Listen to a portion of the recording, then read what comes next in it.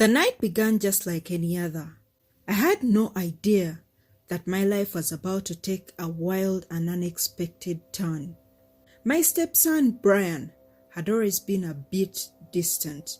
He was in his early 20s, full of energy, confidence, and a kind of carefree attitude that came with his age. He had a group of friends who often came over to hang out, and they'd usually spend hours playing cards, listening to music, or just chatting about things I couldn't quite relate to. That evening, Brian came home with one of his close friends, Mark. I'd seen Mark around a few times before, but we'd never really spoken. He was tall with striking features, and there was something about him that always caught my attention. I couldn't quite put a finger on it, but I noticed the way he carried himself, the way his eyes seemed to linger just a little too long when he looked in my direction. It made me feel something I hadn't felt in a long time, a thrill, a kind of tension that I hadn't experienced in years. As the night progressed, Brian and Mark settled in their usual routine of hanging out in their living room, their laughter and conversations filling the room. I went to bed early, assuming that it would be just another quiet night. I had no idea that things were about to change in ways I couldn't imagine. It was around midnight when I heard a knock on my bedroom door. I was already half asleep, so I didn't think much of it at first. But then the door creaked open, and there stood Mark. He was alone, his eyes filled with a mix of confidence and curiosity. I sat up, confused as to why he was there, and before I could say anything, he stepped inside and closed the door behind him. "Hey, I hope I'm not disturbing you," he said softly, his voice carrying a subtle hint of something more than just casual conversation. I blinked, still trying to process what was happening. "Mark, what are you doing here? Shouldn't you be with Brian?" He gave a slow smile, the kind that sent a shiver down my spine. I couldn't sleep, and I thought maybe you couldn't either. His words hung in the air, heavy with implication. My heart started racing, and I suddenly felt wide awake. The room seemed smaller, the air thicker, and I couldn't ignore the tension between us anymore. There was something undeniably magical about the way he looked at me, the way he moved closer without even realizing it. I should have told him to leave. I should have reminded him that this was inappropriate, that Brian was just down the hall, that this was all wrong, but I didn't. Instead, I found myself unable to look away from him, unable to stop the thoughts racing through my mind. There was a thrill in the danger, in the forbidden nature of it all. Mark sat down on the edge of the bed, his hand brushing against mine, sending a spark through my body. "You know, I've always thought you were different," he said, his voice barely above a whisper. "There's something about you, something I can't quite explain." I could feel my pulse quicken, my mind telling me to stop this before it went too far. But my body betrayed me with every passing second. I swallowed hard, trying to find the words to put an end to this. But before I could, he leaned in closer, his breath warm against my skin. I closed my eyes, torn between desire and guilt. I wasn't sure how far this was going to go, but I knew that I was dangerously close to crossing a line that could never be uncrossed. And then, just as I was about to say something, anything to break the spell, the door opened again. Brian stood there, his face a mix of surprise and something else I couldn't quite read. I froze, my heart pounding in my chest. Had he seen everything? Had he known what was happening? To my shock, Brian didn't react the way I expected. Instead of anger or confusion, there was a strange calmness about him. He stepped into the room and closed the door behind him, locking it quietly. I was too stunned to speak. unsure of what to do or say. Brian exchanged a glance with Mark, a silent understanding passing between them, and then without a word, he sat down on the other side of the bed, his presence adding to the already thick tension in the room. I couldn't believe what was happening. My stepson was sitting on my bed, his friend on the other side, both of them watching me with an intensity that made my head spin. It was surreal, like something out of a fantasy I never even knew I had. For a moment, none of us said anything. The silence was deafening, the weight of the situation pressing down on me. And then, in a voice that was barely audible, Brian spoke. "I think we all know what's going on here," he said, his eyes never leaving mine. I swallowed, my throat dry, unable to find the words to respond. Was he really okay with this? Was this some kind of game? A test? But before I could think much about it, Mark leaned in again, this time bolder, his hand sliding up my arm, sending a shiver down my spine. I should have stopped him, but I didn't. My body was betraying me in ways I couldn't control. Brian watched, his expression unreadable, as Mark's hand moved slowly, teasing, testing the boundaries of how far I was willing to let this go.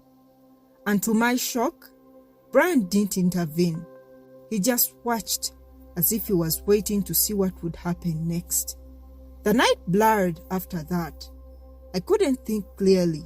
I couldn't process the series of events that unfolded. It was like I was caught in a whirlwind of emotions, desire, guilt, excitement, all mixed together in a confusing haze. Mark and Brian were relentless, their attention overwhelming. I couldn't believe what was happening, that this was real, that I was letting this happen. But the thrill of it all, the sheer intensity of the moment was too much to resist. They didn't let me sleep that night, not even for a moment. Every time I thought I might get a chance to rest, one of them would start up again, their energy seemingly endless. I was exhausted, overwhelmed, but in a strange way. I didn't want it to stop, but by the time the morning light began to creep through the curtains, I was lying there, completely drained, my mind spinning with everything that had just happened. Mark was the first to leave, giving me a lingering look before slipping out of the door. Brian stayed a little longer, his expression unreadable, before he too finally left, closing the door quietly behind him. I lay there for what felt like hours, trying to process everything. What had I just done? What did this mean for my relationship with Brian and Mark? The guilt started to creep in, mixing with the lingering thrill of the night before. But as the day wore on, I realized something else. This was a secret, our secret. No one else had to know. Brian and Mark weren't going to say anything, and I certainly wasn't. It was something that had happened in the heat of the moment, something I couldn't take back, but also something that didn't have to define the rest of my life. Still, I couldn't shake the feeling that this wasn't over.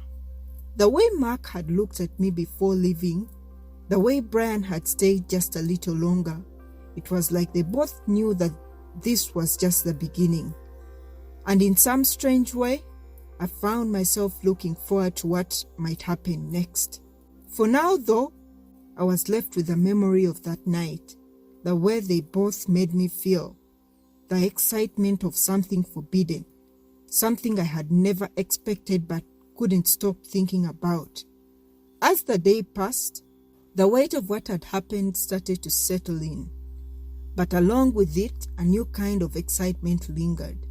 I couldn't help but replay the events of the previous night in my mind over and over again, questioning what it all meant. Every time I thought about Mark's hands on me or Brian's quiet presence beside me, a mix of emotions stirred deep inside. Guilt, desire, confusion, and most of all, anticipation. That was a part of me that didn't want it to end. I went about my day as usual, trying to keep up with the routine, but my mind was elsewhere. Brian barely said a word to me when I saw him later that afternoon. It was as though nothing had happened, as if the night before had been some vivid dream that only I had experienced. Mark hadn't come back, but I felt certain that I'd be seeing him soon enough.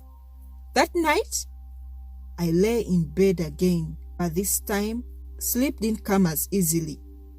Every sound in the house made me jump, expecting one of them, either Brian or Mark, to walk through the door at any moment. The memory of the tension in that room, of the heat between the three of us, wouldn't leave me alone. It wasn't long before I heard footsteps approaching the door. My heart raced, wondering who it was this time. The door creaked open, and in stepped Mark, his expression as calm and confident as ever.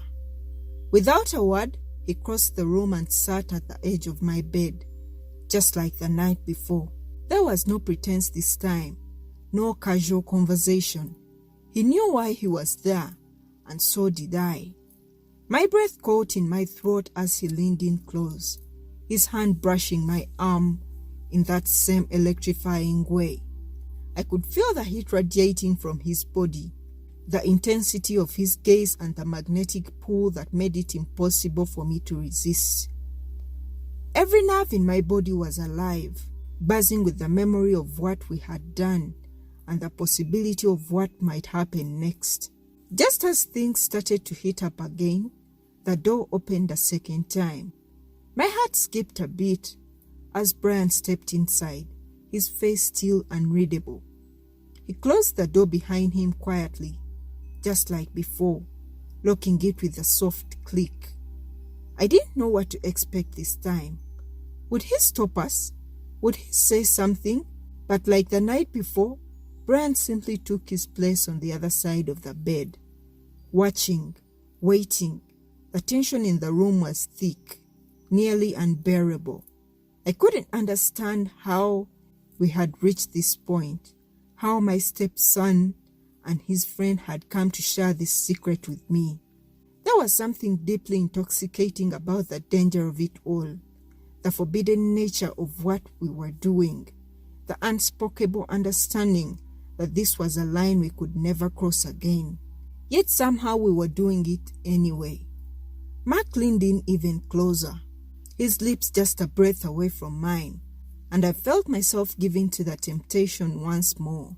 This time, though, there was no hesitation, no second guessing. I was fully aware of what was happening, fully aware of the consequences, and yet I couldn't stop myself. The thrill of it, the excitement, the sheer audacity of what we were doing. It all consumed me completely. Brian watched from his side of the bed, his eyes never leaving us, as Mark kissed me softly at first, then with more urgency. My mind was spinning, my body responding in ways I couldn't control. It was wrong. I knew that much, but the sheer intensity of the moment overwhelmed any sense of morality. Before I knew it, the night had once again blurred into a whirlwind of passion and secrecy. Just like before, neither Mark nor Brian let me sleep. They took turns, each pushing me to my limits, testing the boundaries of how far I was willing to go.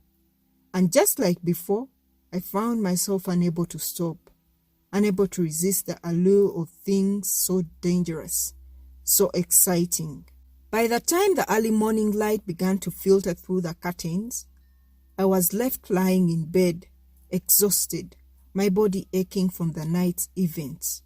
Mark slipped out quietly, his usual lingering glance making my heart race. Brian stayed for a moment longer, his gaze filled with something I couldn't quite read. As the door closed behind him, I lay there, my mind spinning with everything that had happened.